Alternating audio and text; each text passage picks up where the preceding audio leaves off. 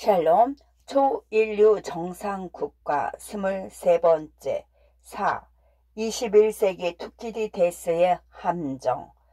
중국과 일본에 대한 설명을 앞세운 이유는 앞으로 도래할 21세기 투키디데스 함정으로부터 대한민국이 어떤 전략적 외교를 펼쳐야 하는지에 대해 논의하고자 합니다.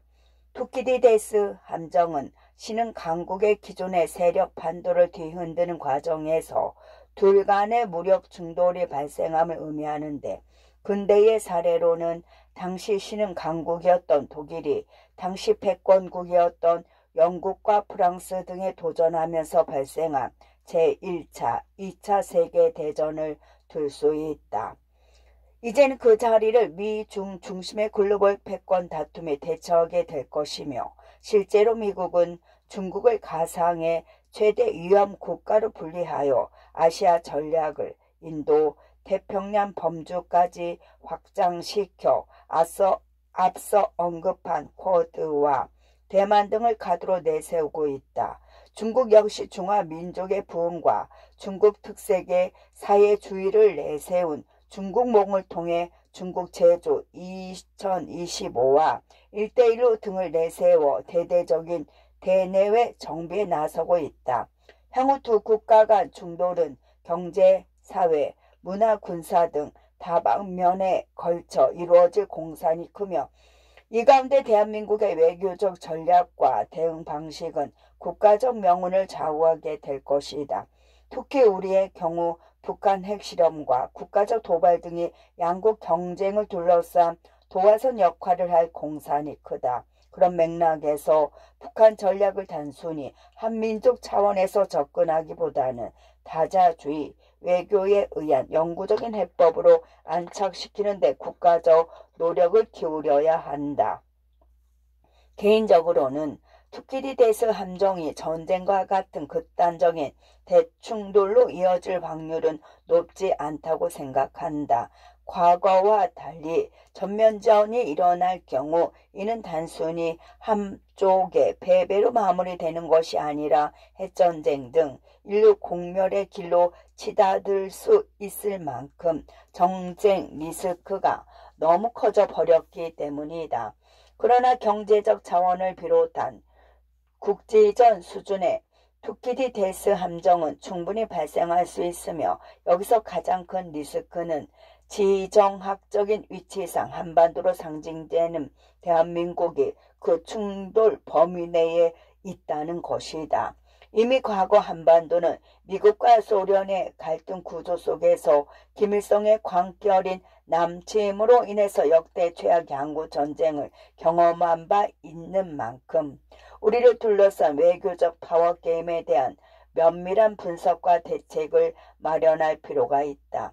그러므로 글로벌 감각에 기초한 미래 외교 전략의 정사진을 제시할 수 있는 프로의 정치가 하루빨리 회복될 필요가 있다. 특히 대한민국의 외교 변수는 북한이다. 헌법에서도 평화통일 원리를 적시되어 있지만 정작 통일에 관한 세대별 온도는 천차만별이다.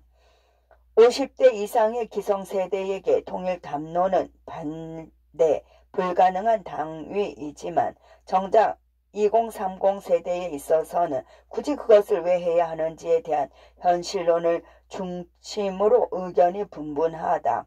결국 여기서도 정치적 상상력이 단순히 현재적 외교 안보 상황에 몰입하는 것을 넘어 지금을 토대로 앞으로 어떻게 변화될지, 그리고 그 변화 요소 중 우리를 둘러싼 미일 중 외교와 북한과의 전략은 어떻게 수립할지에 관한 입체적인 그림을 그릴 수 있어야 한다. 무엇보다 우리 외교의 정점은 통일과 연결될 수 없는 만큼 정부는 일반 국민들에게 멀게만 느껴지는 통일 담론들이 자연스레 제기되고 공론화될 수 있도록 제반 통일 로드맵과 홍보 전략을 재구성할 필요가 있다. 이 과정에서 통일의 비용 부담 주체는 5060 플러스 세대를 상정해 놓은 후 포스트 통일 후 통일 수혜 주체를 2030 세대로 설정해 놓아 미래의 지속 가능한 통일 담론을 제시해야 한다. 5. 한미 동맹의 미래. 한미 동맹은 대한민국 대외 정책의 가장 큰 자산이다. 역사적으로 양국 간의 혈맹은 대한민국 안보는 물론이요 경제적 번영을 비롯한 자유민주주의적 가치를 구현하는 데 있어 불가결한 요인으로 자리 잡은 지 오래다. 71년 전 북한의 남침이 있었을 때 미국은 37,000명에 달하는 미군들의 희생으로 대한민국의 자유를 지켜주었다. 또한 경제적으로도 초기 원조를 비롯하여 미국이란 최대 시장과 함께하여 성장하였기에 한강의 기적을 현실화시킬 수 있었다. 도전받는 한미동맹. 오늘날 대한민국은 많은 도전을 받고 있다. 북한의 핵 위협, 중국의 경제적 영향력 확대와 공세적 외교 행보, 그리고 자유주의적 국제 질서의 쇠퇴라는 커다란 과제를 안고 있다. 앞서 언급한 투키디데스의 함정 역시 중국의 부상과 더불어 북한의 변수가 뒤섞인 대한민국의 시대적 과제라고 볼 수 있다. 결국 이러한 과제를 풀어내는 데 있어 가장 중요한 전략은 곧 한미 동맹의 강화와 직결된다고 볼 수 있다. 문제는 포괄적 전략 동맹 관계에 있는 한미 동맹이 친북 친중 성향의 외교 안보 전략에 의해 갈수록 퇴색되고 있다는 것이다. 미국을 중심으로 시작된 쿼드는 지난 3월 초 북한의 완전 비핵화 원칙을 전명했으나 정작 대한민국 정부의 행보는 북한 눈치 보기에 급급한 나머지 한미동맹보다 북한의 김정일 체제를 더 비호하는 뉘앙스를 취하고 있다. 실제로 작년 2020년 말 국회에서 통과된 대북 전단 살포 금지법은 김여정의 버럭 한마디로 대한민국 국민들의 표현의 자유를 제한한 최악의 김여정 하명법으로 실제 미국을 비롯한 유엔 등에서도 민주주의의 정신에 위배되어 부적절하다고 의견이 지배적이다. 부적절하다는 의견이 지배적이다. 한미동맹연합훈련 역시 북한 심기를 의식한 현 정부의 뜻에 따라 올 전반기에 대폭 축소된 형태로 시작된 형국이다. 핑계는 코로나19이지만 이미 그 이전부터 문재인 정부의 소극적 태도는 일관적이었다. 상황이 이러다 보니 대한민국에 대한 미국 내 신뢰도 흔들리고 있는 양상이다. 미국 일각에서도 북한 핵 문제를 근본적으로 해결하는 것이 아니라 일단 묶어놓고 보자는 일부 의견이 존재하고 있다. 중국과 관련해서는 한국의 입장이 점점 더 모호해지고 있다는 우려가 있다.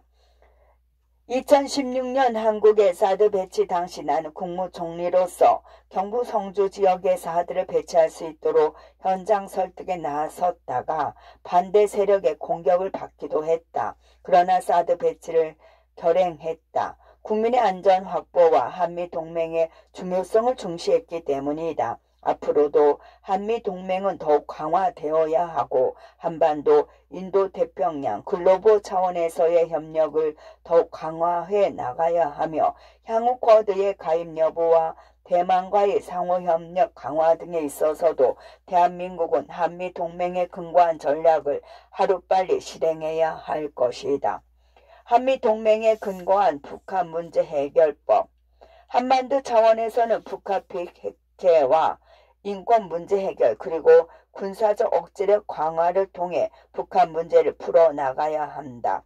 핵보위를 굳히려는 북한에 대해 일부에서는 한미가 먼저 양보해 대화하면 문제를 풀 수 있다는 희망적인 접근을 하고 있다. 그러면서 한미 군사 동맹을 양보하려 하고 있는데 이는 매우 잘못된 주장이다.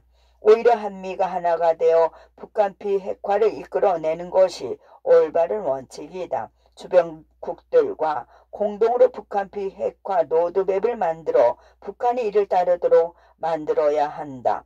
북한의 일반적 고집과 협박에 굴복해서는 안 된다. 한미동맹에 기초한 전략적 인내와 압박 그리고 협업 모델을 꾸준히 제시하면서 북한의 전향적 변화를 이끌어내야 한다. 어차피 시간은 우리 편이다. 결국은 한미 간 협력을 한층 강화하여 북한 핵무기가 현실적 위협이 되지 않도록 튼튼한 억제력을 갖춰 나가는 것만이 해법이자 상식이다.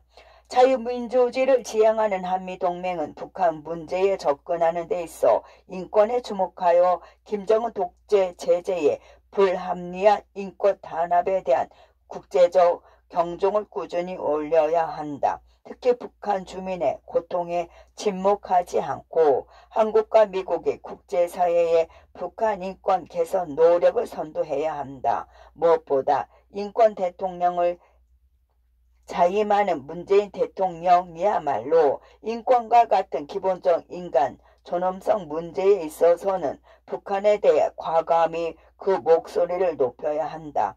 가끔 TV에서 북한 최상류층만 모여 사는 평양의 모습을 보여주면서 그게 마치 북한의 일반적 모습인 양 반영하는 프로를 볼 때가 있다. 우리가 주목해야 하는 것은 인권 탄압에 노출된 99%의 북한 동포와 함께할 수 있는 미래이지 북한 당국이 쇼윈도로 내세운 배부른 1%의 가식적인 삶이 아니다.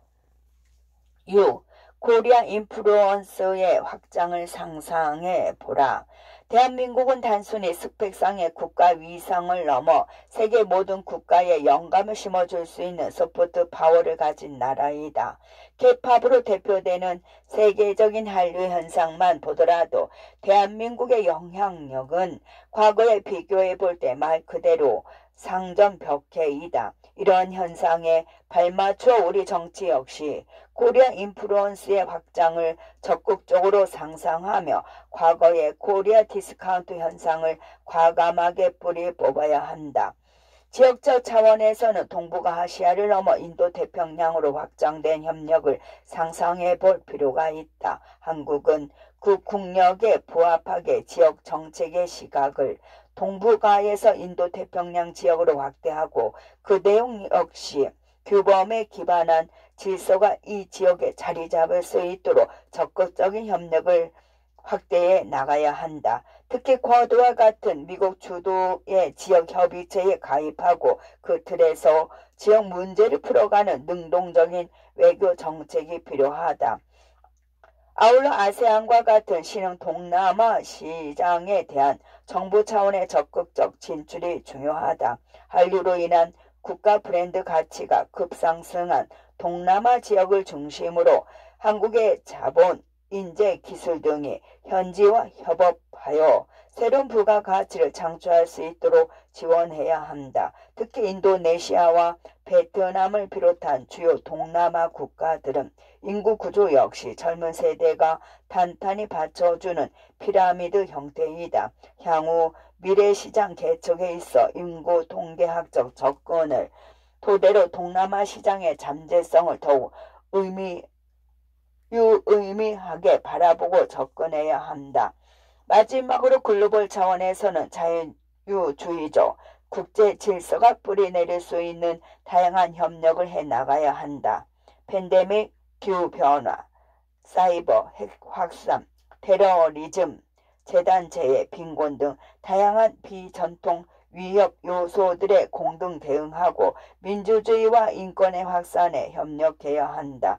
또한 한국을 비롯한 코리아 동맹국들이 공동으로 지향하는 가치가 지구촌 곳곳에 뿌리를 내릴 수 있도록 생각이 같은 나라들과 네트워크를 강화해 나가야만 코리아 인플루언스는 전성기를 맞이할 수 있다. 끝.